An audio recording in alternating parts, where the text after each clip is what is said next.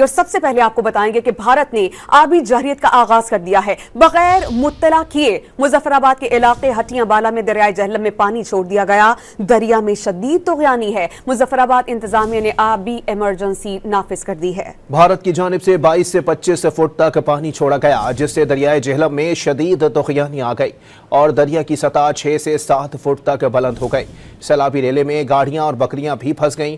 सैलाबी सूरत हाल के बाद लोगों में खौफ व हिरास फैल गया। और सबसे पहले आपको बताएंगे कि भारत ने आबी जहरीत का आगाज कर दिया है। बगैर मुत्तला किए मुजफ्फराबाद के इलाके हटियां बाला में दरियाए जहलम में पानी छोड़ दिया गया। दरिया में शदीद तूग़यानी है। मुजफ्फराबाद इंतजामिया ने आबी इमरजेंसी नाफिज कर दी है। भारत की जानिब से 22 से 25 फुट तक पानी छोड़ा गया, जिससे दरियाए जहलम में शदीद तूग़यानी आ गई और दरिया की सतह 6 से 7 फुट तक बुलंद हो गई।